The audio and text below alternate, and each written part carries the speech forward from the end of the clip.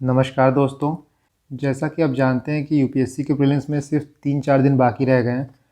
तो last moment पे ना आप ऐसी चीज़ पढ़िए जो आपको एक्चुअली काम दे एग्ज़ाम में, और उसी चीज़ के लिए मैंने ये वीडियो बनाई है। जैसा कि आप देख रहे होंगे कि यूपीएससी के प्रीलिम्स का जो कट ऑफ है वो दिन पर दिन कम होते जा रहा है, और ये कम इसलिए हो रहा है क्योंकि पेपर की जो वेगनेस है वो बढ़ते जा रही है।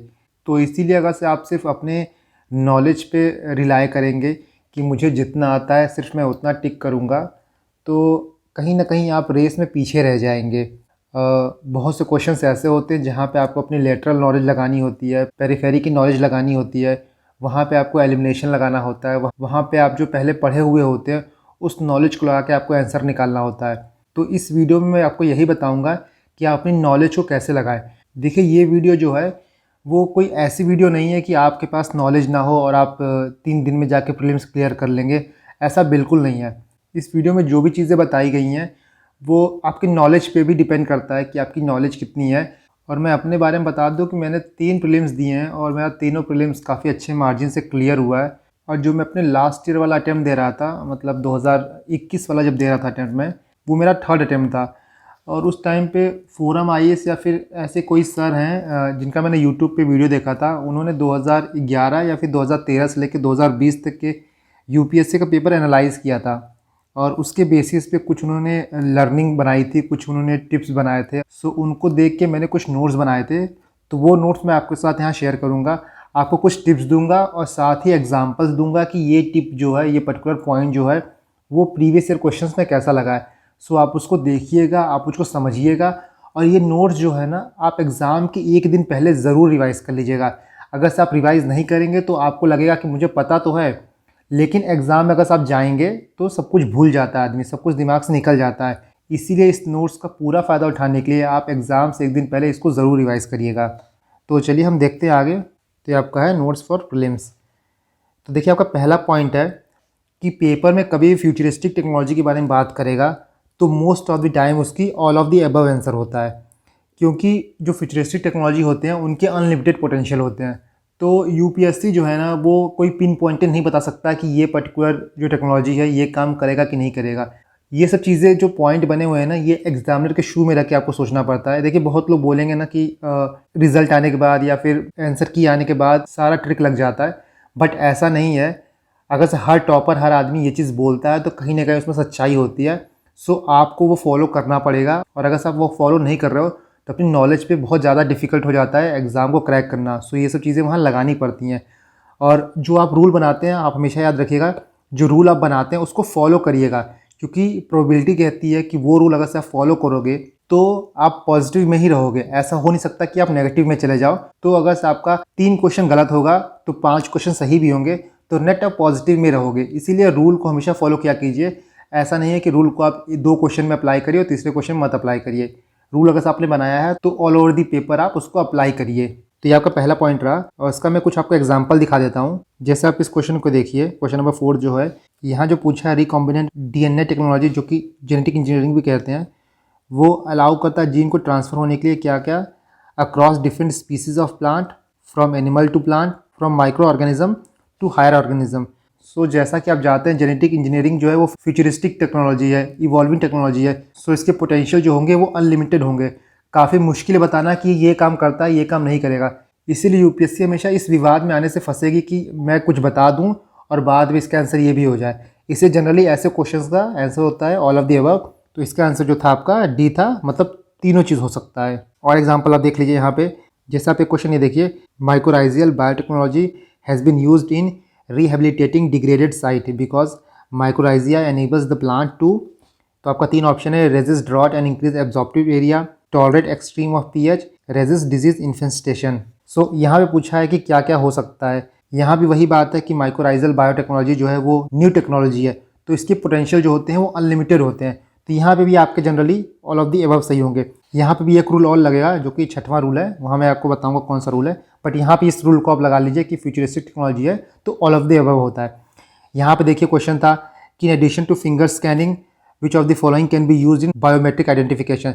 तो बायोमेट्रिक आइडेंटिफिकेशन के लिए क्या क्या यूज़ होता है, iris scanning, retinal scanning, voice recognition, तीनों यूज़ होता है। ऐसा नहीं है कि 2 चीज़ होगा तीसरा चीज़ नहीं होगा, तीनों होता है इसमें, तो इसमें भी आपका ऑल ऑफ दी अबव होगा आंसर।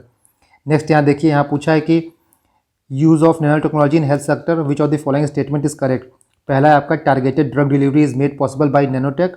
दूसरा आपका nanotech can largely attribute to gene therapy. So यहाँ पे भी आपका बोथ होगा, बोथ 1 and 2, क्योंकि ऐसा नहीं हो सकता कि एक चीज़ करे दूसरा चीज़ ना करे, क्योंकि नैनोटेक जो है वो फ्यूचर की टेक्नोलॉजी है। और यूपीएससी जो पेपर सेट करता है, एग्जामिनर जो होते हैं, बहुत मुश्किल होने वाला है उनके लिए ये पता करना कि नैनोटेक कहाँ यूज़ नहीं होता है। नैनोटेक कहाँ कहाँ यूज़ होता है ये तो आपको सब पता चल जाएगा, बट कहाँ यूज़ नहीं होता है ये काफ़ी मुश्किल से पता चलेगा।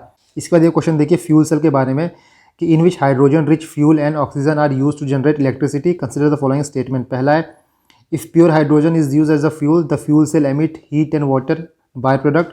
दूसरा आपका है fuel cell can be use for powering building and not for small devices like laptop computers.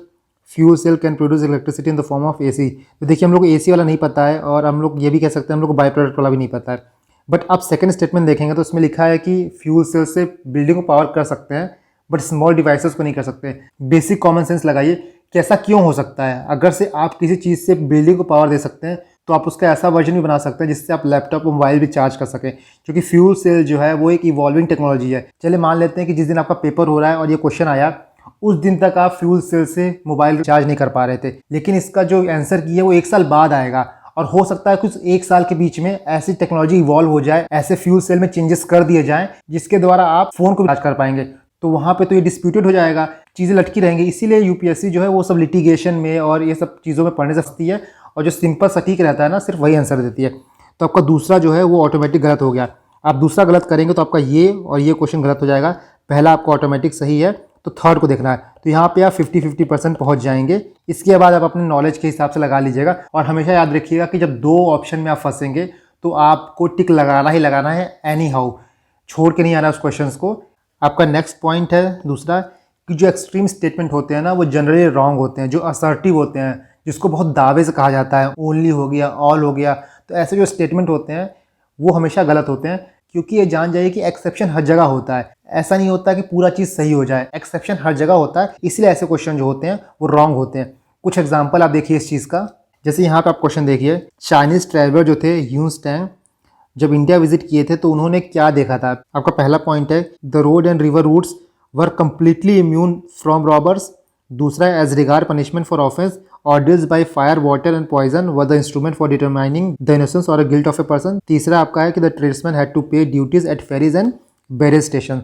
तो देखिए हो सकता है आपको ना पता हो, बट अगर से यहाँ पे देखिए कंप्लीटली इम्यून, यार देखो एक चोरी भी हो जाएगा ना तो इम्यून नहीं रहेगा। कंप्लीटली इम्यून तो कभी नहीं हो सकता है। इंसान की प्रवृत्ति होती है कि भाई ये सब चीज़ें करती रहने की, तो कंप्लीटली इम्यून तो कोई नहीं बता सकता कि वो हर जगह चले गए और देख लिया कि भाई कहीं चोरी नहीं हो रहा है। अगर से यहाँ पे इम्यून होता तो एक बार हो सकता था कि यार होता है कि नहीं होता है, बट कंप्लीटली इम्यून काफ़ी दावे से कही जा रही है, तो यहाँ पे घंटी बजनी चाहिए। ये स्टेटमेंट जो है वो गलत हो सकता है। अगर से आप उसको गलत करते तो ऑटोमेटिक आपका 1, 3 और 4 गलत हो जाता, आपके पास सही आंसर आ जाता जो कि है बी। आपको पता होता ना होता कि ये दोनों सही है कि नहीं, बट ये गलत है ये पता है, इससे आप सही आंसर तक पहुंच जाते। तो ये सब चीज़ें, ये सब कीवर्ड आपको एग्जाम में खोजनी होंगी, एग्जाम में आइडेंटिफाई करनी होगी कि ऐसा कुछ हुक मिल जाए जिससे मैं क्वेश्चन को सॉल्व कर सकूं। यूपीएससी सिर्फ ये नहीं चाहती है कि आप जो पढ़े हैं वो लगा के आए, यूपीएससी ये भी चाहती है कि आप अपने नॉलेज का यूज़ कर पा रहे हैं कि नहीं कर पा रहे हैं। आपके पास जो अवेलेबल रिसोर्सेज है आप उसको बेस्ट तरीके से यूज़ कर पा रहे हैं कि नहीं कर पा रहे हैं।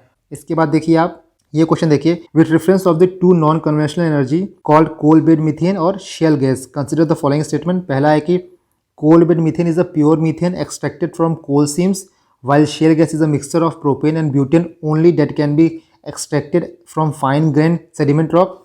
यहाँ पे आप देखिए ओनली की बात कहा है कि शेल गैस जो है वो प्रोपेन और ब्यूटेन का मिक्सचर है सिर्फ। यार देखिए 0.001% भी कोई और गैस मिल गया ना तो इसका मतलब कि वो किसी और चीज़ का भी मिक्सचर है।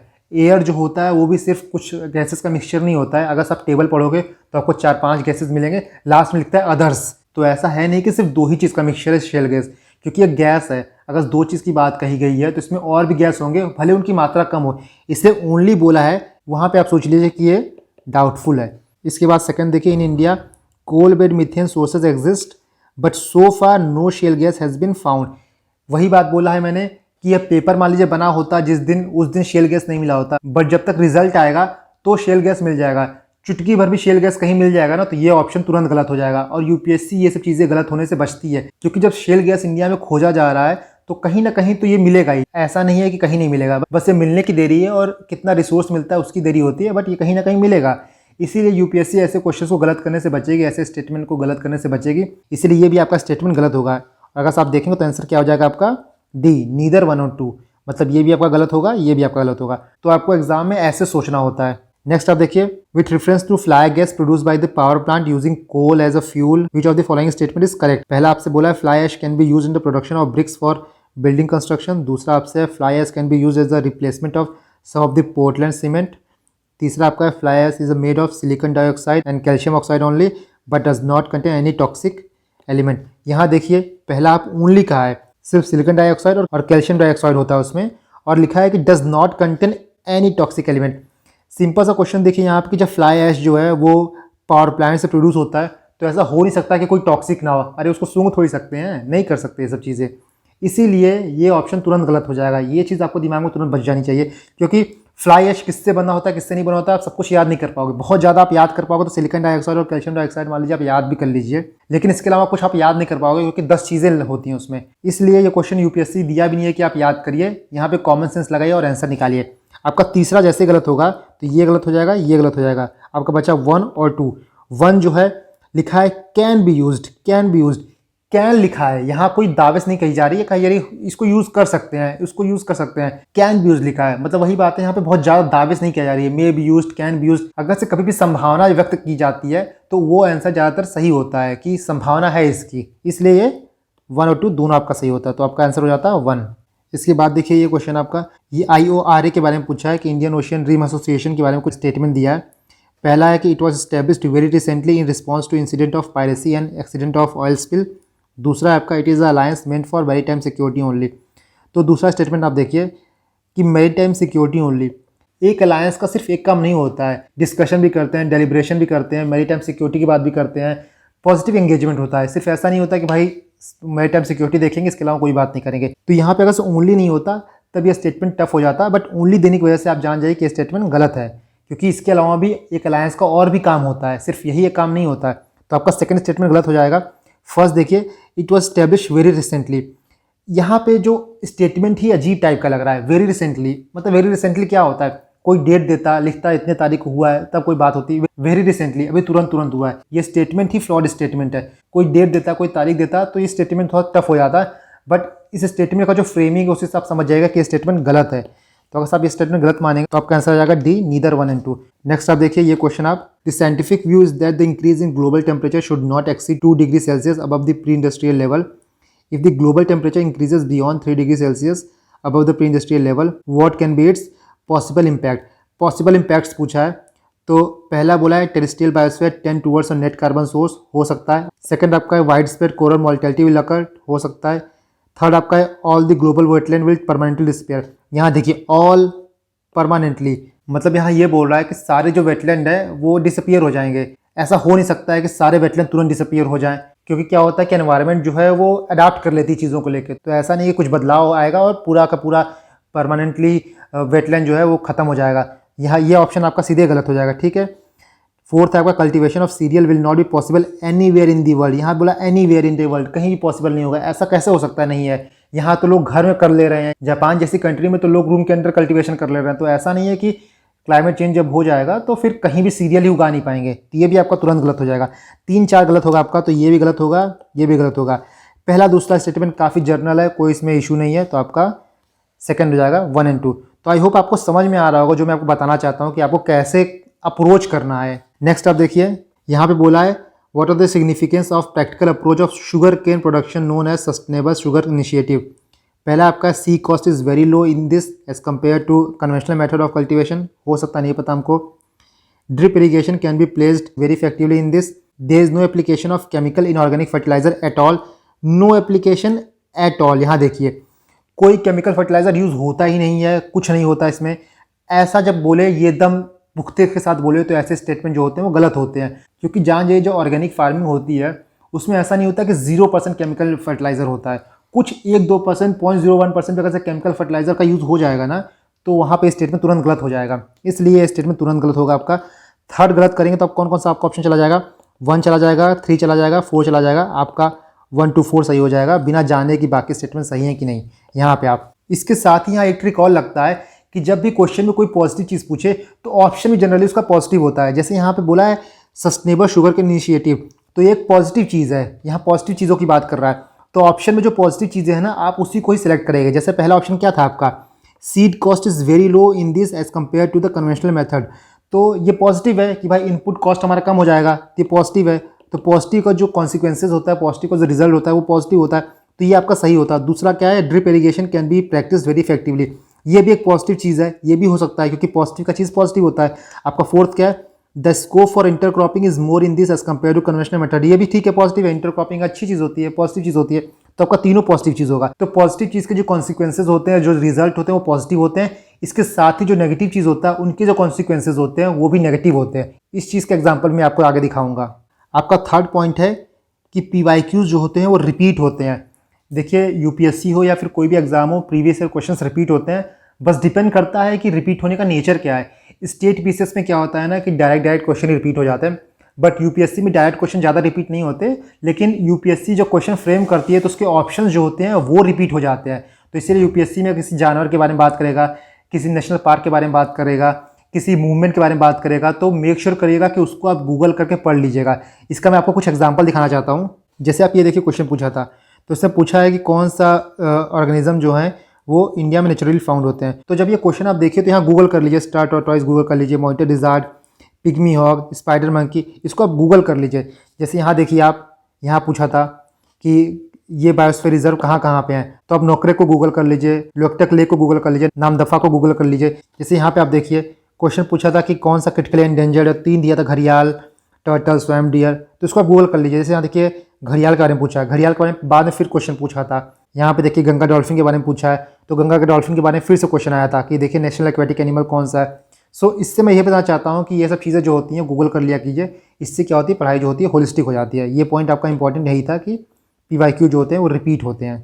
इसके बाद आपका फोर्थ है कि जनरली क्या होता है पेपर में कि कोई भी गवर्नमेंट इनिशिएटिव हो उसको हमेशा पॉजिटिव लाइट में दिखाया जाता है, और हमेशा गवर्नमेंट इनिशिएटिव जो होता है वो डिसेंट्रलाइजेशन की बात करेगा, पीपल पार्टिसिपेशन के बारे में बात करेगा, पॉजिटिव एस्पेक्ट ऑफ जो स्कीम रहेगा उसके बारे में बात करेगा। कभी भी ऐसा नहीं होगा कि कोई गवर्नमेंट का इनिशिएटिव है उसको नेगेटिव लाइट में दिखाया जाएगा और ये दिखाया जाएगा कि वो खराब है। सो ऑप्शन सिलेक्ट करते वक्त आप हमेशा वो सिलेक्ट करने की कोशिश करिएगा जो पॉजिटिव है। जैसा कि कुछ एग्जाम्पल देखिए, आप यहाँ पूछा था बैंक साथी के बारे में, तो ये पहला ऑप्शन है कि it enables the beneficiary to draw their subsidies and social security benefit in their villages. दूसरा, it enables the beneficiary in rural area to make deposit and withdrawals. यहाँ देखिए आपकी बैंक साथी जो है एक गवर्नमेंट की इनिशिएटिव है, तो इसके जो कॉन्सिक्वेंसेज रहेंगे और गवर्नमेंट हमेशा इसको पॉजिटिव लाइट में दिखाएगी।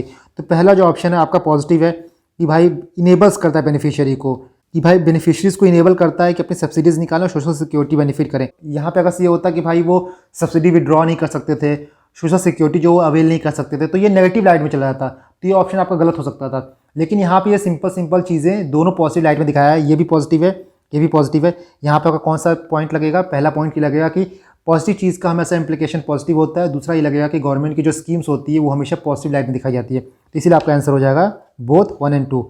नेक्स्ट आप देखिए, ये क्वेश्चन देखिए, with reference to the national skill qualification framework which of the following statement is correct. पहला आपका है under NSQF a learner can acquire the certification for competency only through formal learning. दूसरा आपका an outcome expected from the implementation of NSQF is the mobility between vocational and general education. दूसरा आपका general statement लग रहा है, but पहला देखिए कि आपको सर्टिफिकेट तभी मिलेगा जब आप फॉर्मल लर्निंग के थ्रू जाओगे।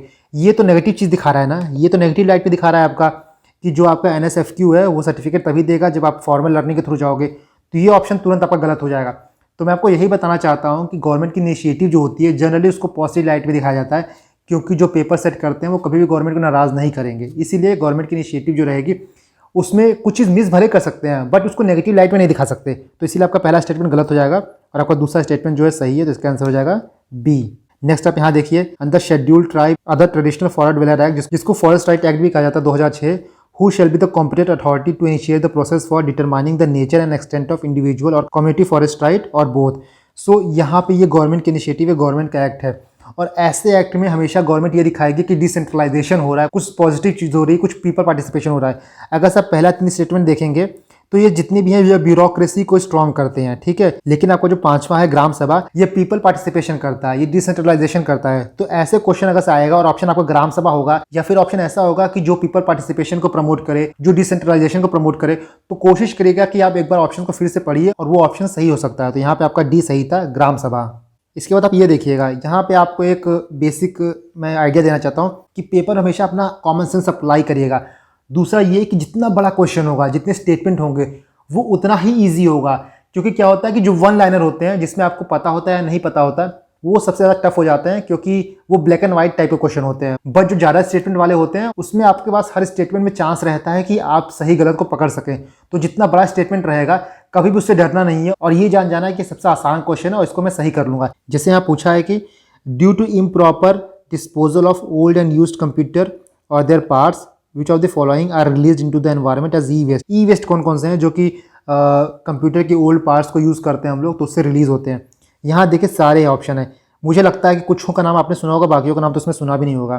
तो इतना यूपीएससी नहीं चाहता कि आप याद करिए। इस क्वेश्चन में आपको एक हुक खोजना होता है, एक कड़ी खोजनी होती है, जिसको आप खोलेंगे तो पूरा का पूरा धागा खुल जाएगा। यहाँ वो कड़ी कौन है?